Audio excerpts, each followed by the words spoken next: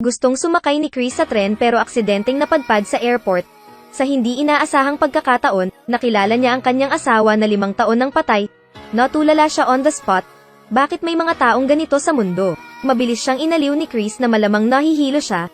Ngunit sa hindi inaasahang pagkakataon ay tinanggal ng lalaki ang kanyang salaming pang-araw. Nakilala agad ito ng babaeng nakasama niya ng maraming taon. Siguradong ex-husband niya ito. Nasa harapan ko na ang taong hinahanap-hanap ko araw at gabi. Hindi pinansin ni Chris ang kanyang dahilan at nagpatuloy na makipagkita sa kanya. Ngunit sa hindi inaasahang pagkakataon, ang eksenang nasa harapan niya ay biglang huminto sa kanyang mga hakbang. Only to see na hindi lang 3 anak ang asawa niya ngayon. Sa tabi niya ay may isang babae din. Isang babaeng halos kapareho niya. Nakita ko ang kakaibang eksena sa harapan ko. Agad na natakot at nagpanik si Chris. Hindi niya alam kung ano ang nangyayari. Ngunit malalim niyang naramdaman na kakaiba ang lahat. Pero hindi pa rin nagkakamalay si Chris. Ang buong pamilya ng lalaki ay nagmamadaling umupo sa marangyang sasakyan sa labas ng pinto. Nang makita niya ito, natarante siya at nagmamadaling sumakay sa malapit na taxi. Gustong makahabol ng mabilis para makakita ng mas malinaw. Sa hindi inaasahang pagkakataon, ang taxi ay nabook na ng ibang customer. Sa oras na kinakabahan siyang sumakay sa isa pang taxi, matagal nang nawala ang buong pamilya ng lalaki. Kahit na alam kong kakaiba ang lahat, pero laging naniniwala si Chris na hindi siya nagkamali sa pagkakaintindi sa asawa. Kaya dali-dali niyang kinuha ang phone niya. Pagkatapos ay tuwang-tuwang natagpuan ang social network account ng kanyang asawa sa taong iyon. Ngunit hindi niya ito inaasahan nang mag-click siya sa kanyang homepage. Natakot siya sa eksenang nasa harapan niya, this time sa circle of friends niya. Ngunit puno ito ng mga detalye tungkol sa kanyang buhay nitong mga nakaraang taon. Tila nakita niya mismo ang kanyang asawa na namatay sa isang aksidente sa trapiko. Ngunit ngayon ay mukhang ligtas na siya. Nagpakasal pa siya sa isang babaeng kapareho niya. Nang maisip ito ni Chris, hindi niya maiwasang makaramdam ng lamig sa kanyang gulugod. Kaya dali-dali akong tumakbo pa uwi. Dahil ayaw niyang mapansin ng kanyang ina ay mabilis siyang tumakbo sa banyo. Pagkatapos ay tuwang-tuwang binuksan at pinagmamasdan ng bawat sandali sa circle of friends ng kanyang asawa. Subukang maghanap ng mga pahiwatig mula doon. Hindi inaasahan pagkatapos ng maingat na paghahanap. Natagpuan niya ang avatar ng misteryosong babae sa listahan ng panonood ng kanyang asawa. Hindi mahirap malaman na siya ay aktibo sa mga aktibidad sa lipunan. Gustong-gusto niyang idokumento ang kanyang magandang buhay online. Sa kasaysayan ng pag-post, mayroon ding mga detalyadong tala mula noong nakilala niya at pinakasalan ang kanyang asawa. Pagkatapos ay mayroon ding emosyonal na proseso ng pagiging isang magulang. Ngunit ito ang lahat ng mga bagay na hindi pa nagagawa ni Chris. Dream experience din niya iyon. Kahit na ang lalaki sa larawan ay kamukhang-kamukha ng namatay na asawa ni Chris. Pero nang malaman niya ang nakaraan nila ng misteryosong babae, may pagdududa si Chris sa kanyang puso. May mga tao ba talaga sa mundong ito na pare-pareho lang? Tandaan ang sandaling nakatanggap ako ng masamang balita tungkol sa aking asawa. Nalungkot na naman si Chris. Sa hindi inaasahang pagkakataon, nakumbinsi niya ang sarili na tanggapin ang sakit. Na ang mawalan ng mahal sa buhay ay totoo. May bagong post ang misteryosong babae sa kanyang mga kaibigan. Pinatalon na naman ang puso ni Chris sa lalamunan. Nakita ko lang siyang nagpo-post ng childhood photo online. Katulad ito ng litrato sa piano na kuha niya noong bata pa siya. Nakaramdam ng takot si Chris nang makita iyon. Kaya naman dali-dali kong tinanong si nanay, may kambal ba siyang kapatid? Pero nang makita ko ang kakaibang ugali ng aking anak, inisip na lang ni nanay na malungkot siya kaya nagdedeliryo siya. Kaya lang niyang hinalungkat ang mga drawer. Hanggang sa may nakita akong litrato na kinalimutan na ng maraming taon habang lumalaki. Sa puntong ito kailangan maniwala ni Chris na siya lang talaga ang anak sa pamilya. Tila hindi maipaliwanag ang kakaibang karanasan sa aking paningin, pero hindi niya inaasahan nang makita niya ang childhood diary niya. Ang mga bagay ay nagiging mas komplikado at nakakalito. Plano ng buhay ni Chris. Ang mga ito ay isinulat noong ako ay nasa elementarya. Sa hinaharap, gusto kong magkaroon ng 3 anak. Nabasa niya na ang pangarap niya noong bata pa ay magkaroon ng 3 anak. Nanlaki ang mata ni Chris sa gulat. Ang babae ay nasa tabi ng kanyang asawa. Hindi ba't nanganak din siya ng 3 anak? Hindi kaya ninakaw niya ang perpektong buhay na dapat ay sa kanya. Naisip ito ni Chris at nahulog sa malalim na pagmumuni-muni at hindi mabilang na mga katanungan. Sa loob ng mahabang panahon, wala siyang sagot sa kanyang puso. Kaya nag-ipon ng lakas ng loob si Chris na magpadala ng mensahe sa account ng ibang babae. Sana makatanggap ng makatwirang paliwanag. Ngunit sa hindi inaasahan ay nablock niya ang mga mensahe mula sa mga estranghero. Tingnan ang masayang hitsura ng babae sa video. Muling naghinagpis si Chris sa hindi patas na kapalaran. Isang matapang na ideya ang biglang lumitaw sa kanyang isipan. Kaya naman hindi na nag-isip masyado si Chris at mabilis na tumakbo. Tumakbo siya papunta sa pinakamalapit na barbershop. Pagkatapos ay magsinungaling na ang tao sa telepono ay ang kanyang dating hitsura. Sana ay matulungan siya ng barbero na maibalik ang kanyang dating hitsura. Pagkatapos ng sunod-sunod na nakakahilo na operasyon, maging si Chris ay hindi makapaniwala. Pagkatapos niyang magpalit ng hairstyle, kamukhang-kamukha niya ang misteryosong babaeng iyon. Pinalalakas din ito ang kanyang determinasyon na hanapin ang katotohanan. Kaya sinundan niya ang balita tungkol sa pinakabagong lokasyon ng kanyang asawa. Mabilis na pumunta si Chris doon, isang napakataas na klaseng restaurant. Pagkatapos ay nakita niya ang kanyang asawa sa hindi kalayuan sa pasukan gaya ng inaasahan. Nandoon din ang anino ng mahiwagang NNPN na iyon. Nakita ko siyang bumangon at pumunta sa banyo. Alam ni Chris na dumating ang pagkakataon kaya mabilis niya itong hinabol. Gustong makakuha ng clue mula sa kanyang bibig. Pero hindi ko inaasahan na makikita ko si Chris na kamukhang-kamukha ko. Parang hindi naman siya nagulat. Kahit disdainful ng sarcasm, kamukhang-kamukha ni Chris ang poor version niya.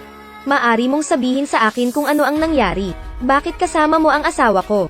Ano ang iyong asawa? Mabuti pang umalis ka na dito. Hindi ko hahayaang sirain mo ang buhay ko. Kasabay ng malakas na ingay ang umalingaw-ngaw. Agad na natamba ang babae sa lupa.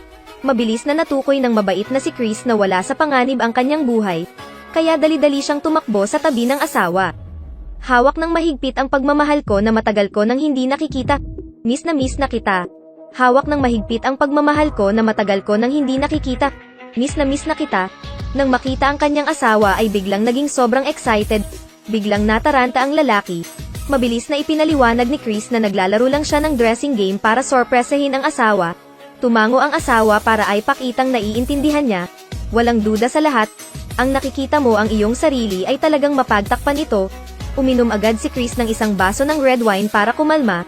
Ngunit sa oras na ito, natuklasan niya na parang may nakatuklas na may nangyari sa banyo. Kaya dali-dali niyang kinuha ang asawa at umalis sa lugar na ito. Pero hindi niya inaasahan na lasing na pala siya. Bago malaman ang katotohanan sa asawa, nakatulog si Chris sa kalsada. Pagkagising niya ay nakahiga na si Chris sa malaking kama sa villa. Pero sa katabi niyang unan ay nandoon pa rin ang pamilyar na amoy ng asawa. Nakita ko ang aking asawa na nag-iisip na nagdadala sa akin ng almusal. Nakikita ang mga bata na nagtatawanan at nagsasaya sa paligid. Naramdaman na lang ni Chris na biglang dumating ang kaligayahan. Talagang nahuli siya nito. Hindi rin masyadong matagal ang pag-adapt. Kinikilig si Chris sa dreamy scene na nasa harapan niya. Napangiti siya sa loob ng floral arrangement. Sa wakas ay naisakatuparan na niya ang huwarang pangarap na pinangarap niya simula pa noong bata pa siya. Ngunit sa hindi inaasahang pagkakataon, naganap kaagad ang problema. Dahil hindi ko pa nararanasan ang proseso ng paglaki ng mga bata, natuklasan ni Chris na hindi siya makakasama sa buhay ng mga bata. Ito ang nagparamdam sa kanya ng sobrang kawalan ng kakayahan at pagkamulat sa sarili. Hindi lang iyon, dahil ayaw naming magbunyag ng anumang butas, kinailangan ding tuloy-tuloy na tumakbo si Chris sa pinagtatrabahuan ng babae para gayahin siya. Tingnan ang file ng tauhan sa dingding. Nagulat si Chris nang matuklasan na siya pala ang CEO ng kumpanya, kaya kailangan niyang pigilan ang kanyang kaba, magpanggap na comfortable at magsimula ng isang pulong sa iyong mga subordinate. Pero hindi niya inaasahan na hindi lang pala siya malalantad, kahit na nagbibiro lang siya. Maaari rin itong agad na pukawin ang malakas na pag-aproba mula sa mga nakakabigay puri na mga nasasakupan. Ginagawa nitong katulad niya ang mga taong mula sa mahihirap na background. Sa unang pagkakataon naramdaman ang kawalang kabuluhan ng pagiging flattered. Hindi napigilan ni Chris na matuwa nang makita iyon. Napakaganda pala ng pakiramdam ng pagkakaroon ng mataas na katayuan sa lipunan. Pagka-uwi, hindi may tago ni Chris ang saya. Ibinabahagi niya ang isang maginhawang trabaho sa kanyang asawa.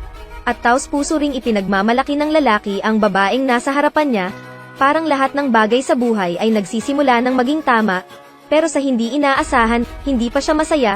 Muling lumapit sa pinto ang totoong ginang ng villa. Ikaw ay sapat na. Muling lumapit sa pinto ang totoong ginang ng villa. Ikaw ay sapat na. Nakikita mo ang isang katulad mo sa harap mo. Ang 2 taong hindi alam ang katotohanan ay hindi alam ang gagawin. Matapos ang ilang sandali ng diskusyon, nagulat sila nang mapagtanto na mayroon silang parehong karanasan mula nang ipanganak, hanggang sa naaksidente ang asawa ni Chris. Pagkatapos noon, unti-unting nabuo ang 2 magkaibang buhay. Bagamat walang alam sa kanilang dalawa kung bakit ibang tao ang nagpakita, gayunpaman, mabilis nilang naabot ang isang karaniwang pagkakaunawaan. Huwag lamang ipaalam sa iyong asawa at mga anak ang kakaiba at malademonyong sitwasyong ito. Sa isang emergency, hindi na masyadong nag-isip si Chris at ikinulong si Tina sa banyo. Subukang patulugin muna ang iyong anak at pagkatapos ay buksan ang pinto para makipag-ayos sa kanya. Sa hindi inaasahang pagkakataon, kahit 2 beses nang inatake si Tina, hindi na nauubusan ng langis ang lampara. Huwag mong bigyan ng pagkakataon si Chris na magpaliwanag. Nagbanta si Tina gamit ang kutsilyo at kinaladkad si Chris papasok sa secret storage room. Pagkatapos ay itinali niya ito ng mahigpit sa upuan at galit na umalis. Tanging si Chris lang ang natitira na malapad at walang magawa ang mga mata. Sa isang kisap mata, dumating ang kinaumagahan. Inihatid pa rin ng asawa ang mga bata para kumain ng almusal gaya ng dati. Sa pagkakataong ito pagkatapos ng isang gabi ng pakikibaka, tuluyan ang tinanggal ni Chris ang tiles sa dingding. Kalagan mo agad siya at pumasok sa kwarto. Sinamantala ni Chris na wala si Tina at nagmamadaling nagsuot ng pantalon. Pagkatapos ay tumalon pababa mula sa second floor balcony. Gusto niyang mabilis na makatakas sa kakaibang lugar na ito sa pagitan ng tama at mali. Sa hindi inaasahang pagkakataon, nahuli siya ni Tina. Agad na nag-away ang 2 babae. Ngunit ginamit ni Chris ang lahat ng kanyang lakas at mabilis na nakakuha ng kalamangan. Hindi inaasahan sa oras na ito. Sa labas ng pinto ay biglang may narinig na tunog ng sasakyan ng isang lalaki. Ano ang dapat nating gawin? Hindi pwedeng ipaalam sa kanila. Nasaan ka? Mga bata, pupunta ako dito. Hindi tayo maaaring magpatuloy ng ganito. Dahil ayaw kong malaman ito ng asawa at mga anak ko. Sa huli, pinili din ng 2 babae na huminto. Ang makitang ganoon ang pag-aalaga ni Chris sa kanyang pamilya. Alam din ni Tina na wala talagang masamang intensyon si Chris. Naiintindihan din ni Chris na mas kailangan ng mga bata si Tina kaysa sa sarili nila. Biglang naramdaman ni Chris na hindi siya dapat maging makasarili at kunin ang kanilang buhay. Kaya sana mabigyan pa siya ni Tina ng isang araw. Gusto niyang magpaalam ng maayos sa asawa at mga anak. Ngunit pagkatapos ng lahat ng ito ay pinagdaanan ni Tina. Pakiramdam niya ay sumasang-ayon siya. Kaya't masayang sumang-ayon. Sana rin mahalin ni Chris itong huling mainit na sandali. Nandito si Mama. Ang masasayang panahon ay laging mabilis na lumilipas. Sa isang kisap mata, oras na para magpaalam. Niyakap ng mahigpit ni Chris ang asawa sa masikasong titig ni Tina. Taos puso ring ipahayag ang pagmamahal ko sa kanya. Kahit na puno ng pag-aatubili ang mga mata niya, walang alam ang asawa tungkol dito, at hindi maintindihan kung bakit ganoon si Chris. Kaya bumalik siya sa bahay na may kainahinala. Nagpasalamat si Chris kay Tina na nagtatago sa likod ng dingding. After that, I decided na hindi na ako ma-attach. Kapag naayos, tumalikod at umalis. Sa hindi inaasahang pagkakataon, may kakaibang tunog ang umalingaw-ngaw, dahilan para mapahinto siya bigla. Umalis ka na dito. Isa pa, sinabayan ng kakaibang liwanag. Nasa tabi ko lang si Tina pero biglang nawala, sobrang nakakalito. Natarante si Chris, pero sa pag-iisip, parang kaya pa niyang manatili sa tabi ng asawa. Hindi niya maitago ang ngiti sa kanyang muka. Ganap na hindi inaasahan ng lahat ng mga pamilyar na bagay sa paligid ko ngayon. Lahat ay lihim na nagbago nang hindi niya namamalayan. Maghintay hanggang sa muli kang magising. Tahimik na binabantayan ako ng pinakamamahal kong asawa.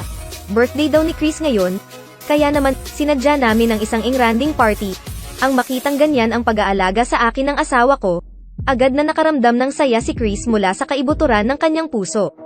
Ngunit nang maingat niyang isuot ang kanyang magandang damit, habang tatangkilikin niya ang napakagandang sandali na ito, ang kakaibang suot na matanda ay biglang nakakuha ng kanyang atensyon. Nung nakita kita, alam kong magkasama tayo. Nakikita ang kakaiba ngunit pamilyar na hitsura niya. Biglang nakaramdam ng hilo si Chris. Sa sandaling ito, biglang lumitaw sa kanyang isipan ang malabong alaala. Hello, okay ka lang? Hoy, may masasabi ka ba? Okay lang ako. Nang si Chris ay ginugulo ng mga nakalilitong alaala sa kanyang isipan, biglang hinubad ng matanda ang kanyang disguise. Ito pala ay isang sorpresa na inihanda ng kanyang asawa. Tingnan ang eksenang ito. Sa wakas ay gumaan ang hindi tiyak na mood ni Chris. Sa hindi inaasahang pagkakataon, mabilis na natapos ang masayang party. Hindi nagtagal ay napansin ni Chris ang pagiging kakaiba ng iba. Parang mechanically ang ngiti ng lahat. Ang lahat sa paligid ay patuloy na naglalabas ng kakaibang tingin. Ngunit hindi lang iyon. Nagbago na rin daw ang asawa niya sa ibang tao. Hindi na ang karaniwang maamo at magalang na hitsura. Ngunit pinilit niya itong uminom ng mga table tas na makakatulong sa kanyang kalmado. Naramdaman ni Chris na may mali. Mabilis niyang inilabas ang kanyang lalamunan at isinuka ang gamot. Pagkatapos, sinamantala ang kaguluhan sa silid, palihim siyang tumakbo palabas ng villa. Tumakbo siya palayo sa kakaibang lugar na ito nang nakadapak. tumakbo siya pabalik sa kanyang bahay sa takot. Sa hindi inaasahang pagkakataon pagkagising, ngunit siya ay nakahiga sa kama sa villa. Oras na para bumangon. Maligayang kaarawan. Hindi ba kaarawan mo kahapon? Naghihintay sa iyo ang mga bisita sa ibaba. Nakita ko ang sarili ko na nakasuot ng damit kagabi. Muling nakaramdam si Chris ng malalim na pagdududa sa sarili. Bangungot lang ba talaga niya ang nangyari? Naglakad siya palabas ng silid na kinakabahan. Ngunit natuklasan ko na ang eksena ngayon ay eksaktong kapareho ng kahapon. Nakikita ang matigas na galaw ng lahat. Nahihilo si Chris. Mabilis siyang tumakbo sa banyo para kumalma. Habang nagpapanik siya, kinuha niya ang telepono. Nagulat siya nang makita ang litrato niya sa ospital. Biglang bumalik sa kanyang isipan ang magulong alaala. Pagkatapos ay kakaibang lumitaw ang mga kagamitan sa ospital sa kanyang braso. Dahil dito ay nagdududa siya sa sitwasyong ginagalawan niya. Hindi ito ang totoong mundo. Dahil gusto kong kumpirmahin ang hula ko. Natarante si Chris at nagmamadaling lumabas ng villa. Pagkatapos, anuman ang distansya, natarante siya at nagmadaling pumunta sa ospital sa larawan. Ngunit sa hindi inaasahang pagkakataon, pagpasok pa lang niya sa kwarto ng ospital ay natigilan siya sa tanawing nasa harapan niya. Naguguluhan siyang tumingin sa mga doktor at nurse na naroroon. Mga pamilyar na mukha ang lahat ng iyon. Ngayon ay naghihiwa sila ng cake. Parang may dance party. Katulad ng eksena sa villa. Tigil-tigil. Nakita ko ang malademonyong cake sa kamay ko. Sa wakas ay nakapagdesisyon si Chris sa kanyang puso. Sa sandaling ito, hindi mabilang na magulong eksena ang lumitaw sa aming mga mata. Ang lahat ay nagmumula sa kanyang subconscious na imahinasyon. Nakahiga pala sa hospital bed si Chris in reality. Dahil sa banggaan ng bisikleta na iyon, malubhang nasugatan ang ulo ni Chris. Nahulog siya sa isang malalim na pagkawala ng malay. Maaaring mapanganib ang buhay anumang oras. Pero kung gusto mong gumising, ang tanging paraan ay para magising mag-isa ang kamalayan sa kanyang ulo. Ang biglaang pagkawala ni Tina sa mga oras na iyon. Actually, it was because Chris's subconscious was about to give up on himself. Niresuscitate siya ng mga doktor nang mapansin nilang humihina na ang vital signs niya. Ngunit ang buhay na asawa at ang mga anak na inakala ni Chris ay wala. Iyon ang matagal nang inaasam na nakabaon sa kanyang puso. Ang lahat ng ito ay mga pantasya upang mabayaran ang mga pagsisisi sa katotohanan. Habang unti-unting humihina ang kanyang subconscious, lalo ring gumulo ang kanyang isip. Ito rin ang dahilan kung bakit pabalik-balik ang mga eksena. Pero inalis ni Tina ang perpektong buhay ni Chris. Mayroon ding asawa na kalaunan ay nagbago ng malaki sa kanyang pagkatao. Actually, si Chris lang naman ang sumusubok na makatakas sa balakid ng kamalayan. Pagkatapos lamang nilang talunin sila Chris in reality ay magising. Kung hindi, tuluyan na siyang matutulog sa malamig na hospital bed na parang gulay. Tingnan ang hindi malay na projection na ipinadala sa katotohanan. Bigla ding naintindihan ni Chris ang lahat. Kaya kinuha niya ang telepono na kumakatawan sa memorya ng utak. Napaluha ang ilusyon na hindi patay ang kanyang asawa. Nawala sa kawalan ang lalaking minahal niya ng totoo. Tapos yung mga bata, tapos yung buhay na pinapangarap niya. Bagamat labag sa kalooban, alam din ni Chris, hindi na siya dapat kumapit sa mga bulag na ilusyong ito. Pagkatapos ng mabigat na pakikibaka sa ideolohiya, nasa hospital bed siya at himalang iminulat muli ang kanyang mga mata. Kuya, sa wakas nagising na rin ako. SHHH, kailangan kong magpahinga ng maayos. Matapos ang masusing paggagamot, bumuti rin ng husto ang kalagayan ni Chris. Karapat-dapat na siyang ma-discharge mula sa ospital. Gayunpaman, naaalala pa rin niya ang nangyari sa panaginip. Nakakaramdam ng takot, dahil ang mga karanasan ay totoong-totoo sa kanya. Dahil gusto niyang maibsan ang pag-aalala ni Chris, ang kanyang mga kamag-anak ay sadyang dumating upang kunin siya at umalis sa ospital.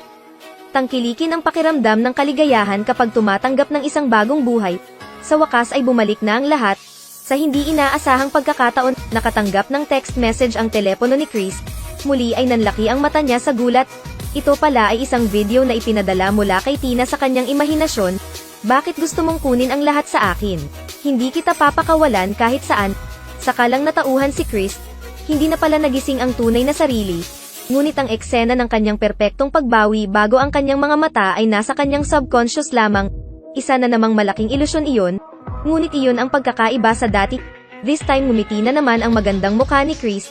Dahil pagkatapos na dumaan sa lahat ng uri ng paghihirap sa nakaraan, ngayon hindi na siya ang duwag na si Chris noon. Anuman ang resulta, palaging may malakas na boses na tumatak sa kaibuturan ng kanyang puso. Palaging ipaalala sa kanya na sa pagkakataong ito, hinding-hindi na siya susuko sa pagpupursige sa buhay.